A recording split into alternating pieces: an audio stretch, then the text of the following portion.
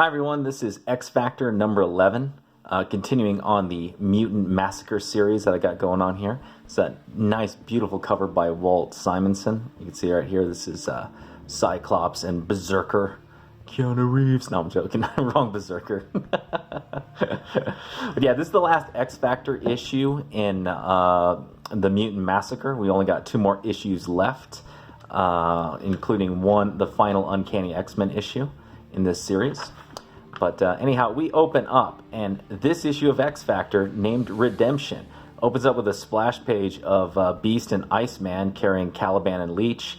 They're about to get jumped by these characters, the Tunnelers, introduced in this issue right here. This issue of X Factor is written by Louise Simonson, penciled by Walt Simonson, inked by Bob Wiacek, editor Bob Harris, and editor-in-chief Jim Shooter.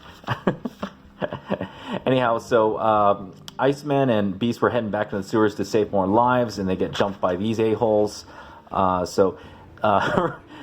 try to get the jump on them, but as they try to get close to to Iceman and Beast, they forget that Leech is there, so their powers drop right in the middle of the fight, and and that kind of helps Iceman and Beast at least stay alive despite the ambush. But they tell Leech to make a run for it, and that gives them back their powers. But unfortunately, also gives back the powers of the Tunnelers. And they don't realize that they're kind of outnumbered in this fight. We head over to a different part of the sewer, and we see basically the aftermath of the previous Thor 374. So here's Jean Grey carrying Angel along. He's very injured. They're with Artie and Cyclops. And you get kind of a recap of what happened in both Thor 374 and, damn it, Bob, not Power Pack 28, Power Pack 27. God, get with the system, Bob. Sheesh, it's almost like you're out to ruin the X books. Oh, wait. Anyhow, so Artie decides to kind of let Cyclops in on some hard facts of life. And he uses his visual powers to showcase Jean Grey and Angel getting all lovey-dovey. And, typical moody Scott Summers is not happy about it, but he also probably needs to go back to his wife and kids. So, kind of probably a good life lesson right here. So Scott is like, all right, well, we'll deal with that later. And they go on to the beginning of the sewer, and here's Beast and Iceman having a hard time with the Tunnelers. Cyclops breaks up this fight real fast, and you find out the Tunnelers are kind of like a subset of the Morlocks. They're mutants, but they consider themselves kind of tougher and better than the Morlocks. And Berserker, their leader, this guy with the mohawk right here, essentially tells Cyclops to go pound sand when Cyclops invites him to join them back at the complex. But luckily for the Tunnelers, at least for now, most of their teammates have a lot more sense, and so they are able to kind of convince Berserker to just join Cyclops and Jean Grey, who they think are the exterminators, and not X Factor. And you get it. The series is weird. So they continue on, and you get a little bit of a recap of what happened in previous issues by Wheezy here. Caliban also wakes up, and he's furious because he has the power to sense other mutants that are nearby, and based on that power, he knows there's nothing in the sewers right now. The vast majority of the Morlocks are dead, so he vows vengeance on the Marauders. Meanwhile, they hear a huge crack, doom, and Cyclops is like, oh shit, time to run. So they head over, and they're able to make it to the complex before the entire sewer gets nuked by Thor. And on arriving in the complex, they notice Cameron Hodge, and that's where Berserker realizes that the exterminators are X Factor. He gets really pissed off, even despite the Morlocks telling him, like, hey, chill, man, they're actually on our side. Angel gets quickly sent in an ambulance to the hospital, and the Berserkers, the Tunnelers determine that they don't trust X Factor, so they're going to break out right here. And then using some of their powers, they're able to kind of break past this blockade. And Saturday morning cartoons. So they're trying to figure out what they're going to do at the dock. And they run into these gangbangers who end up murdering one of them. This is Blowhard, nice name, and Berserker, Scaleface, and Mask end up killing them and starting a big conflict down at the docks. Over at the hospital, things are not looking good for Angel, and at the same time, Jean and Scott are both yelling at each other, trying to figure out what they're going to do, and then they hear a news report of the fight at the docks with the tunnelers, and that's when Scott realizes, oh, I fucked up. I saved these guys, and they're busy basically killing people. So him and Jean Grey, decide to head over there and stop them. And then we get the one subplot in the book, which is somewhere in Atlanta, Georgia. You get this guy named Abraham Lincoln who's in an iron lung, and then out of nowhere appears this dramatic figure, and he tells him right here, "You have great power." Almost seems like a scene out of Green Lantern in a way when I was like reading this. And Apocalypse basically tells him that your life doesn't belong here in this iron lung forever.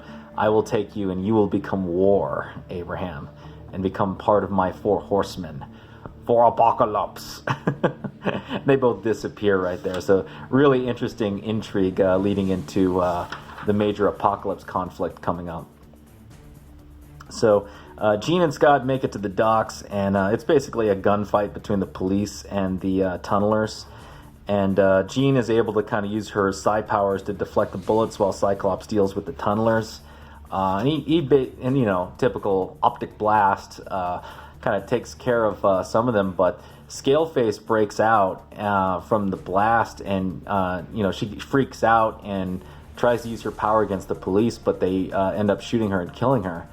This freaks out Keanu Reeves, Berserker, who unleashes his EM powers to just send the cops' cars flying. And then he gets into a fight with Cyclops, and he tries to defeat him, but the optic blast sends him flying. This is kind of interesting. So his power is to control electromagnetic waves, and the optic blast, since light is a part of the electromagnetic spectrum, gets absorbed by him, and he goes flying into the ocean and disappears.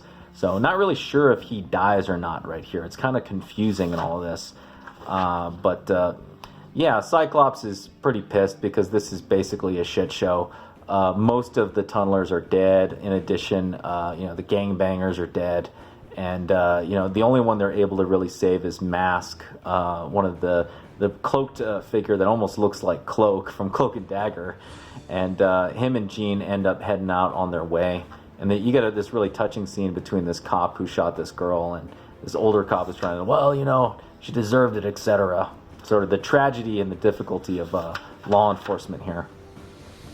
Then you get the other subplot. I forgot, there is actually 2 subplots. This scene is like thrown together at the last second that you almost don't even notice it when you're reading through this issue. So this is Vanisher and Boom Boom, and I forget where they were introduced. I know this chick is in Secret Wars 2, which, by the way, I finally finished reading, and man, it sucks. Ooh, that is not Jim Shooter's best run, I'll say that much. But yeah, Vanisher's a mutant and whatnot, and she kind of decides to quit this weird, Teenage Mutant Ninja Turtle theme or thief guild that he has running right here, and that leads into another plot that's going to get resolved in the next issue, though we're not going to cover that right now. But the big thing that occurs at the end of this issue is when Scott and Jean come back to the hospital, the doctor approaches him and says, "Hey, I'm sorry, but the wings have to come off Angel." So Angel is going to lose his beloved wings, which is unfortunate. The tragedy of Angel. You want to find out about that one, you're going to have to read the next issue of X Factor now, won't you? So overall, pretty decent issue for the most part. I think this issue starts to become a little more boring near the end. I wasn't really getting into the tunneler characters that much, but the first half of it is still a lot of fun. I think the one thing that kind of sucks about this is this is really more like tying up the loose ends right here with the Mutant Massacre, or the X Factor's involvement in Mutant Massacre. And it's not really, more X Factor versus the Marauders, which unfortunately I guess for Wheezy and Walt right here, that conflict gets more of the attention over in the mainstay X-Men book, Uncanny X-Men. But still really enjoyable. Great art by Walt Simonson. A lot of build up for future phenomenal X-Factor stories to come. As I said, like when Wheezy and Walt got on this book, this book really took off. And despite the controversy and the, I guess, questionable nature of the beginning of this series, this is really where things start to ramp up to really good. Anyhow, that's the review. Let me know what you think. If you like this review, please hit the thumbs up. Subscribe if you haven't subscribed. Hit the bell for notifications. You got any comments about X Factor number 11? Leave it down below, and I will see you next time.